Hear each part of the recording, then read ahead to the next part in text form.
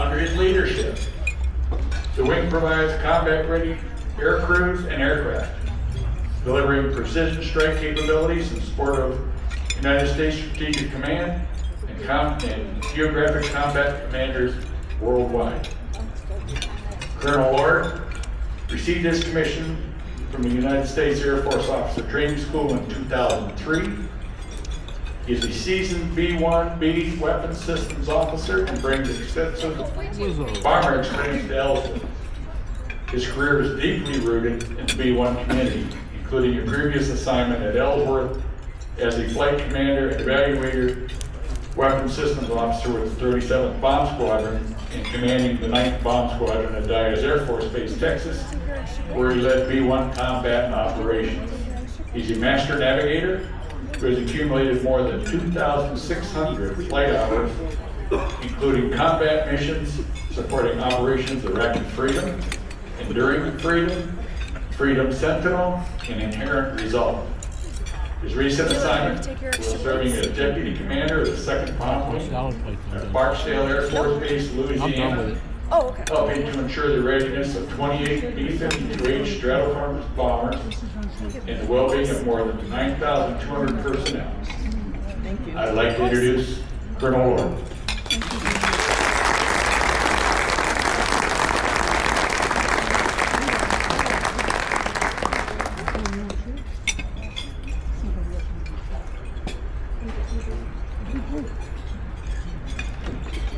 Hey Nick, thank you. Good evening, everybody. Everyone hear me okay? Yeah. All right, perfect. So I tell you what, it's an honor to be with you tonight. Your generation launched bombers out of UTapao night after night, sustaining long-range strike when America absolutely needed it the most. And my father-in-law, he was in the Army, and he served in Vietnam, but he's still amazed of everything about the Air Force. The chow halls, our air-conditioned tents, when we gripe when the Wi-Fi on my deployment isn't quite fast enough. Every time he hears about me running a wing, I can see it in his face. He's like, this guy who married my daughter, he's the one in charge? And honestly, he's not wrong. So I flew the B-52 for a couple of years, as Nick mentioned. And honestly, on those days, I was happy. I found the right switch, managed to strap myself in, and didn't accidentally eject myself. Thankfully, I brought the jet back every time in one piece. So today, still, when people call me the wing commander, I still have to expect someone to tap me on the shoulder and say, all right, kid, fun's over. Hand the desk back to the real adults in the room. And my wife, God love her, for 22 years, well, she's a real miracle. It's not the Air Force letting me run a wing. It's the fact that she's already survived decades of living with a prima donna, aviator who always insists that he's right. She deserves the real medal. I just get the parking spot. But I am always right, by the way. All right, so ladies and gentlemen, Raiders and friends, it's an honor to stand with you tonight. Before I begin tonight, let me set a scene for you. It's the 1960s and 70s. UTapao was more than a base. It was a city of bombers. A runway built long enough for the biggest jets in the world. Tankers lined up from wingtip to wingtip. B-52s launching into the night every few minutes. Crews ate, they slept, and they worked to sustain the war across oceans. Now, for those of you that served there, that ground is sacred. You proved that long-range strike wasn't a theory. It's a reality. You made it possible for me to stand here today as the commander of the 28th Bomb Wing. Because what we do at Ellsworth is absolutely built upon what you did there. Now, in the 1930s, a group of airmen at Maxwell Airfield called themselves the Bomber Mafia. They dreamed that wars could be won clearly, striking the vital nodes, shortening the fight, and ultimately saving lives. But war rarely bends to our demands. In March of 1945, Curtis LeMay sent B-29s over Tokyo with firebombs. Entire neighborhoods burned to the ground. Now that tension, the dream versus fire, has always defined air power. And I wonder how those of you here tonight saw that tension play out. I would like to know. Now, April 18th, 1942, picture the USS Hornet in the Pacific. 16 B-25 Mitchell bombers lashed to the deck. Seas were rough, spray blasting across the bow, and every crew member knew this. They knew there was no escort, they knew there was no return, and they knew they were embarking on a suicide mission. And yet they went. They clawed into the sky and struck Tokyo and Nagoya. Now the damage was modest, but the effect was seismic. Japan no longer felt untouchable. And America, for the first time, believed that they could strike back. And they believed that they could win. Now the raid was never about the bombs dropped. Instead, it was about the clarity of purpose under impossible odds. If you had been asked to climb into those Mitchells, knowing that you were probably not coming home, would you have gone?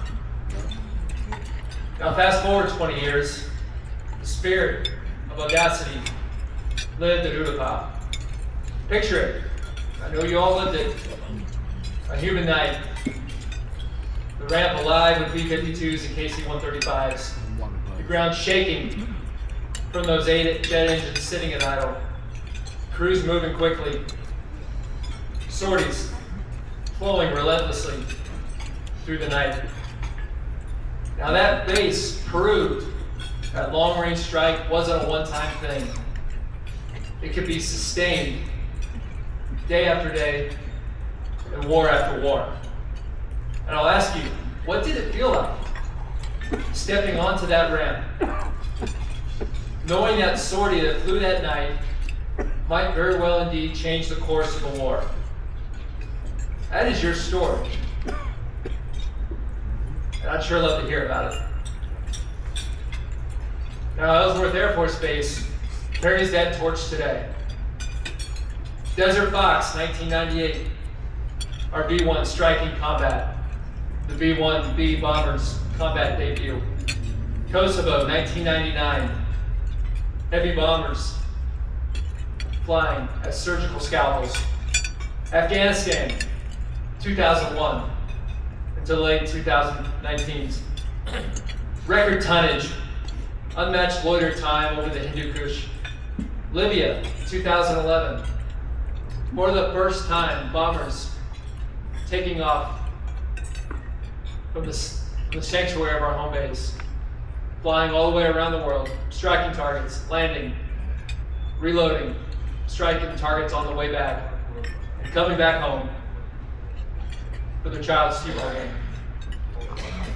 Operation Inherent Resolve 2014, the scalpel against ISIS, night after night, dismantling their networks. Commanders saying if it needs to go tonight, we're going to send the bone. 2 decades of the counterinsurgency fight. Ellsworth Airmen bearing the weight of the long war. Today, bomber task forces over the Indian Ocean, appearing everywhere, anytime, still striking targets, still killing America's enemies. So from Iraq to Kosovo, Afghanistan to Libya, ISIS to the Indian Ocean, Ellsworth's combat resume is unmatched and modern air power. Now, some of you may have seen those B-1s in action, and I'd love to compare notes later. Your side of the ramp, the tanker cockpit, or the fight on the ground. Now think about that arc.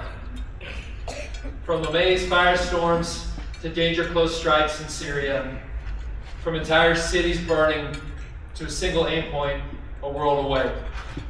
Now what began as a dream has now become a reality, and it's become an obligation. We don't just aspire to precision, we are expected to deliver it like a light switch every time. But air power isn't just steel and physics. We all know it's about people. September 2009, Bala Baluk, Afghanistan, a convoy was ambushed. And Ellsworth B-1 was nearby overhead. My B-1 was nearby overhead.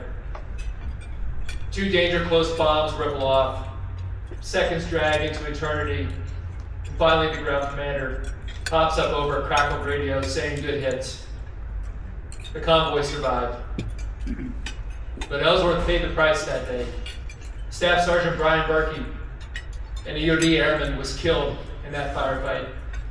One of our own. So that engagement still lingers in my mind. And I think about it often. What could I have done better or quicker?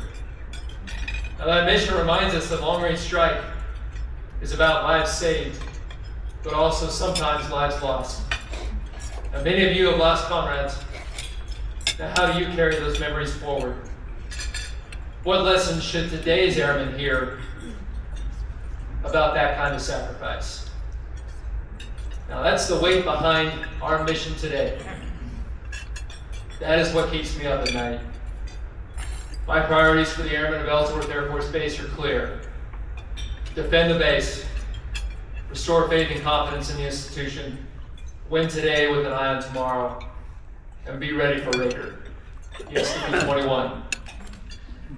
Now all this leads to what's next. The return of the nuclear mission to Ellsworth Air Force Base. Deterrence.